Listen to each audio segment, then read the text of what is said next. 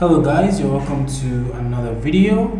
Now in this video we're going to be taking a look at the ListView widget inside of Flutter. So we have been seeing the ListView in subsequent videos. I've been showing you glimpses of how it works and stuff. So what I'm going to do is just replace the ListView here. Now ListView is just a list of stuff, a list of data, whatever. And it contains like a list of items and such things like that. So that's what a list view is, all right? And so it has children. So there are different versions of list view that I'm going to be showing you in this video, but this is the first version I want to show you. And this list view just displays a vertical list of data that can actually scroll. So for example, I'm going to have like an outrageous amount of containers here. Then I'm just gonna set the width to like, I don't know, the width should be just infinity, and the height should be something like, I don't know, 200. I think 200 should be good. Now the color should be colors dot purple, I guess. There we go. And then I'm going to copy this and add as another child. This is going to be 300. This is going to be orange. This is going to be green, for example. This is going to be black, for lack of anyway. So I'm going to refresh this now, and you're going to see that this is actually going to display everything I just specified. So you can see this is exactly what a list view looks like. It allows you to create scrollable data, right? So if you have anything inside of your application that you want to be able to scroll, you better use a list view. Now this is for vertical scrolling. Now what if I wanted to have my data scroll horizontally? Now you can do that using scroll direction and then axis.horizontal. Now, but if you do this, you're gonna have a problem. If you just try to run this program here and you do this, you're gonna have a problem, and you're gonna get an exception. Where is my exception? Right. You're gonna get an you didn't get an exception, but I feel like we should have gotten an exception. Where is it? I don't know what's going on here, but wait. First of all, our container, each of them, the weight is actually max finite. But so if I change this to something like, I don't know, 300, maybe that'll work. I try to reload this. You're gonna see that now they actually work. But there are cases where you might need to, so you can see now that it actually scrolls horizontally, as you might expect. But there are cases where if you put a list view inside of a column, for example, you're going to get an error here. And why is that? I'm going to show you. You're going to get an exception that's going to just, I don't know, display a bunch of information that is not really useful. But the reason for this exception is that ListView by default takes all the available height of its parent, all right? But in this case, the container allows its children to have an arbitrary number, an unbounded size for their height.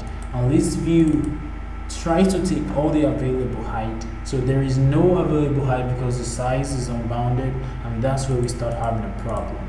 So in this case, to fix this, there is actually a way to fix it.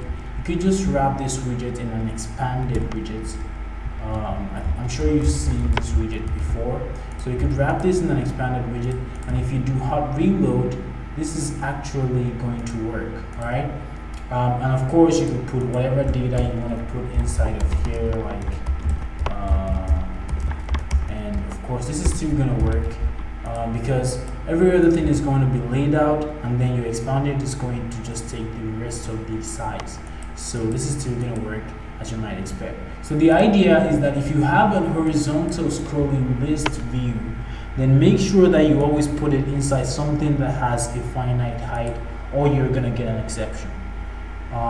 Now that is that about that list view. Now there are other kinds of list views. So what if you wanted to have like, you know, a list of really large data? Because the list view we just took a look at actually is for a small set of data that are not, you know, that doesn't consume too much memory. Alright, but if you have like thousands of lists of data and you want to display it with a list view, then there's a better way to do it, and that is using the ListView.Builder constructor. So this ListView.Builder constructor takes in an item builder, and the item builder just allows you to, just gives you a context, a build context, and an index. Alright, so what this item builder does is that it is called every time the list view needs more data to display for its children, and it calls this item builder function, and based on the data you have, you're going to return, based on the data for the index you have, you're going to return a widget for this list view to display. Alright, so the way it works is simple. You just return, for example, a text here. So I'm just going to return a text that, you know, that just has this index as a value. And if I refresh this now, you're going to find out something interesting, that this list view is going to scroll indefinitely. So if you take a look, you're going to see that we just have values that scroll indefinitely, and that's what the list view is about. Now I'm going to change this, I don't know, to something else, like a list style, I guess. List style, and then this is just a title, because that looks much better. And so if you refresh this now, this should look a little cleaner. I'll reload that. There we go. So now you can see, but now this scrolls indefinitely. All right. So if you want your list view to know, so for example, say you have only like 50 items inside of your list, then all you have to do is specify the item count property and specify 50. So if you don't specify, you know, value, if you don't specify like,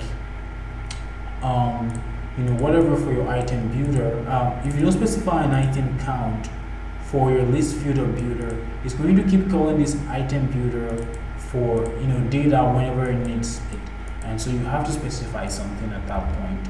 So anyway, so if you want to specify how many elements are going to be inside of your list view, then you specify this item count.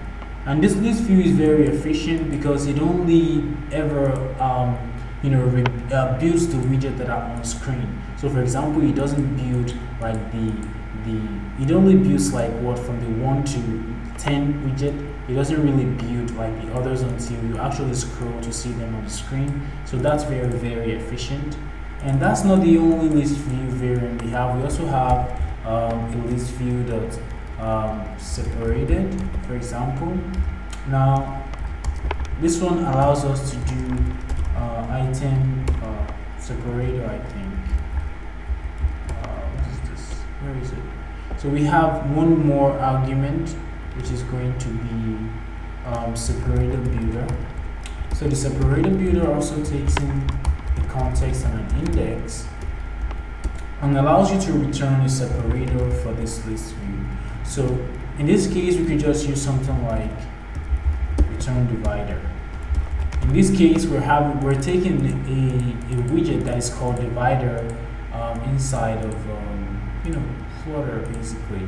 And so this is just a horizontal line that is going to display inside of our app. So if I save this and I do hot reload, you're going to see that now our list view, our list items is actually going to have a divider that, you know, shows up right here on the screen. And that'll be all for this video. I think I will see you guys. There's also one more that I've never used, the custom, but you can check that out. You can check the documentation if you want to learn about how to use it. I've never used it, so I don't know how to use it, but that'll be all about list view in this video. Thank you guys for watching, and I'll see you guys in the next one. Bye bye.